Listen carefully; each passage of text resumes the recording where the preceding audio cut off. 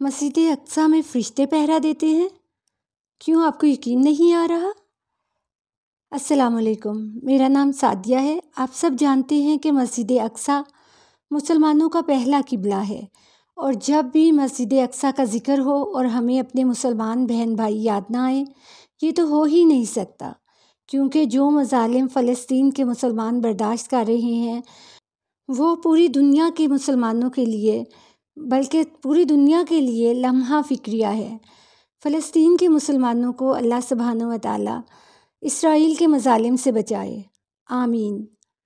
مسجد اقصی میں فرشتوں کی حقیقت جاننے کے لیے ہمیں یہ ویڈیو کلپ دیکھنا ہوگا۔ دوستو، کیا آپ کو معلوم ہے کہ مسجد اقصی رات کو خالی کیوں کروائی جاتی ہے؟ کون سے فرشتے یہاں پر پہرا دینے آتے ہیں؟ سی سی ٹی وی کیمرہ میں جب دیکھا گیا تو کیا نظر آیا؟ سی سی ٹی وی کیمرے کی فوٹیج دیکھ کر آپ کے بھی رونگٹے کھڑے ہو جائیں گے۔ دوستو، بے شک جس جگہ کی تعمیر ہی جنات نے کی ہو، جو مسلمانوں کا قبلہ اول ہو، جہاں کئی پیغمبر، کئی عظیم ہستیاں مدفون ہوں، ایسی جگہ اگر آج تک اسرائیلی یہودیوں کو نہیں مل پائی، حالانکہ انہوں نے سالوں کوشش کی اور آج تک کرتے آئے ہیں، جبکہ مقابل بھی نہتے فلسطینی مسلمان رہے ہیں اور ہتھیاروں سے لیس یہ اسرائیلی پھر بھی اپنے مقصد میں کامیاب نہیں ہو پائے۔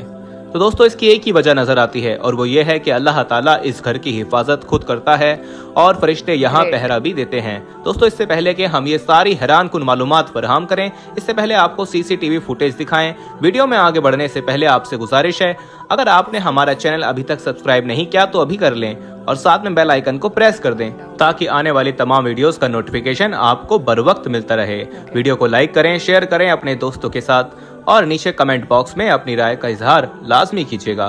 تو آئیے آغاز کرتے ہیں اپنی آج کی اس حیران کن اور معلوماتی ویڈیو کا۔ دوستو، بہت کم لوگ اس بات سے واقف ہوں گے کہ مسجد اقصی رات کو خالی کروا دی جاتی ہے اور کسی کو وہاں آنے اور رات میں رکنے کی اجازت نہیں دی جاتی۔ یہ وہ مقام ہے دوستو جسے حضرت سلیمان علیہ السلام نے جنات کے ذریعے بنوایا تھا، جسے یہودی ہیکل سلیمانی کے نام سے جانتے ہیں، اور یہی وہ پاک مقام ہے جہاں حضرت مریم سلام اللہ علیہا کے بدن پاک میں حضرت عیسیٰ علیہ السلام تھے، اور حضرت جبرائیل علیہ السلام روز ان کے لیے جنت سے کھانا لے کر آیا کرتے تھے، اور یہی وہ مقدس مقام ہے جہاں معراج کے لیے ہمارے آقا صلی اللہ علیہ وسلم کی سواری مسجد نبوی سے ایک ہی رات میں مسجد اقصی تک تشریف لے آئی، اور پھر یہاں سے آگے معراج کا سفر شروع ہوا۔ دوستو، مسلمانوں کے اس مقدس مقام میں ایسا کچھ ہو چکا ہے جس کا تصور بھی عقل انسانی کے لیے دشوار ہے۔ کہتے ہیں دوستو، رات کو اس کو خالی رکھنے کی وجہ یہ ہے کہ کچھ سالوں پہلے کی بات ہے، ایک شخص جو مسجد کی نگرانی اور دوسرے امور سر انجام دیا کرتا اور رمضان کے مہینے میں اکثر عبادت کے لیے مسجد اقصی میں ہوتا تھا، ایک دن وہ مسجد میں بالکل تنہا تھا، اور عبادت کے بعد تقریباً رات کے 1 بجے وہ واپس جانے لگا اور مسجد کے دروازے کو بند کیا تو اسے اندر سے کسی کی آواز آنے لگی۔ اس نے غور کیا تو وہ قرآن پاک کی تلاوت کی آواز تھی۔ اس نے دروازہ کھولا، اندر جا کر جب دیکھا تو مسجد بالکل خالی تھی، اور اس کے علاوہ اور کوئی بھی وہاں پر موجود نہیں تھا۔ تو پھر دوستو، آواز آخر کس کی تھی اور کون تلاوت قرآن پاک کر رہا تھا؟ وہ دوبارہ واپس مڑا، دروازے کو بند کیا تو اس نے پھر تلاوت قرآن پاک کی آواز، وہی آواز سنی۔ اس نے فوراً دروازہ کھولا، اندر جا کر دیکھا، مگر نہ ہی کوئی وہاں موجود تھا اور نہ ہی کوئی تلاوت قرآن پاک کر رہا تھا۔ اس نے دروازہ پھر سے بند کیا تو آواز دوبارہ آنے لگی۔ وہ پہلے تو ڈر گیا، پھر دروازہ کھول کر دیکھا، اور پھر اچھی طرح سے مسجد کا ایک ایک کونا چھان مارا، مگر اسے وہاں کوئی شخص نہ ملا۔ دوستو، اس کا کہنا ہے کہ اس رات وہ ڈر کر واپس گھر آ گیا، مگر اگلی رات پھر اس کے ساتھ ایسا ہی ہوا۔ اس کو سمجھ نہیں آ رہی تھی کہ آخر ایسا کون ہے جس کی تلاوت کی آواز تو آ رہی ہے مگر وہ خود دکھائی نہیں دیتا۔ اگلے روز اس نے مسجد کی سیکیورٹی عملے کو بتایا۔ انہوں نے کہا، پریشانی کی بات نہیں ہے، ہم ابھی سیکیورٹی کیمرے کی ریکارڈنگ چیک کر لیتے ہیں تاکہ تمہارا وہم دور ہو جائے۔ دوستو، جب انہوں نے رات کے وقت کیمرے کی ریکارڈنگ دیکھی تو ان کے رونگٹے کھڑے ہو گئے۔ وہ دیکھتے ہیں کہ ایک نورانی سفید کپڑوں میں ملبوس بزرگ، اور وہ نور سے جیسے نہائے ہوئے ہیں، قرآن پاک کی تلاوت میں مشغول ہیں۔ ان کے جسم کے آس پاس نور ہی نور ہے، بلکہ آپ یہ کہہ سکتے ہیں کہ وہ نور کا جسم ہے، کیونکہ ان کی روشنی سے پوری مسجد کا احاطہ روشن تھا۔ پھر انہوں نے دوستو بہت سی راتوں کی ریکارڈنگ چیک کی تو تقریباً سبھی میں ایسا کچھ ہی پایا، بلکہ ایک ریکارڈنگ میں تو 1 سے زیادہ نورانی مخلوق نماز بھی پڑھتی دکھائی دی۔ یہ ساری بات امام مسجد اور انتظامیہ کو بتائی گئی اور سی سی ٹی وی فوٹیج دکھائی گئی، تو انتظامیہ اور امام مسجد نے فیصلہ کیا کہ رات کے وقت میں مسجد خالی رکھی جائے تاکہ فرشتے اپنی عبادت کھل کر سکیں۔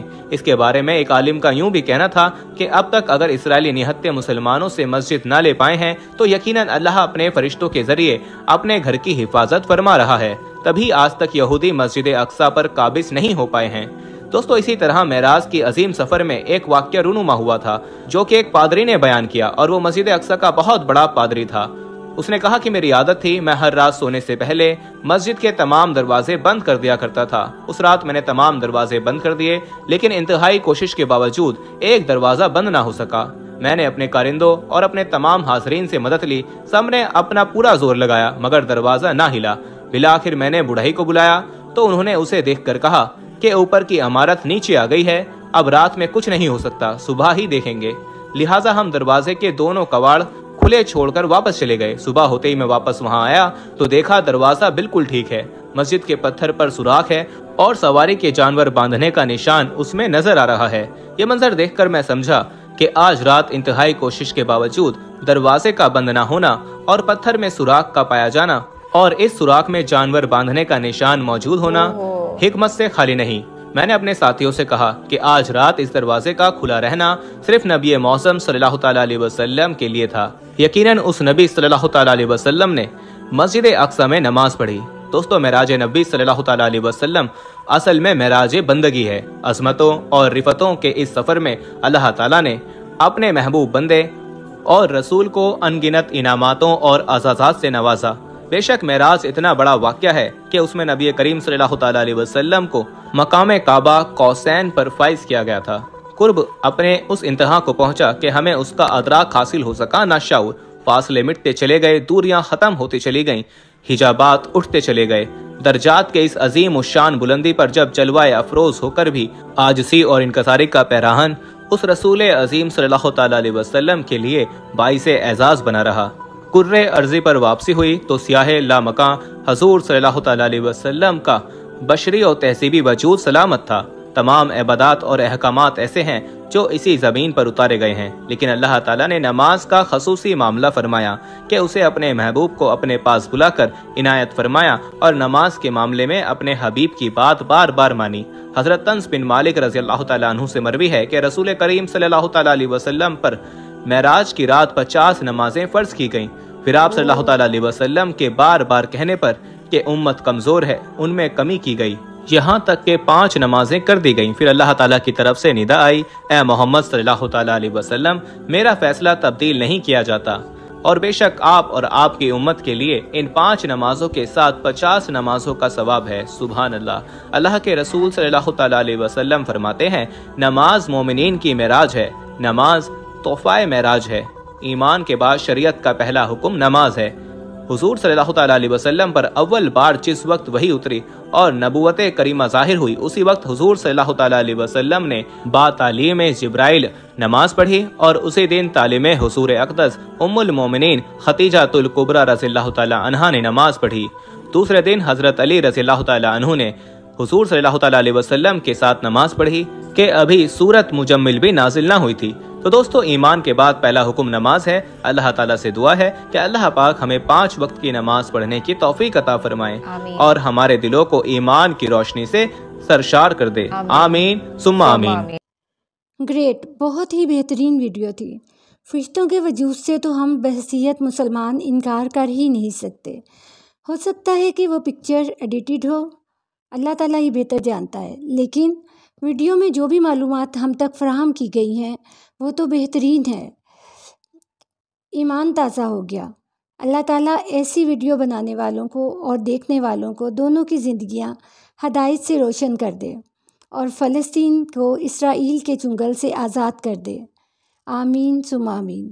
اگر آپ کو میری ایفرٹ پسند آئی ہو تو میرے چینل کو لائک اینڈ سبسکرائب کر دیجیے۔ اللہ حافظ۔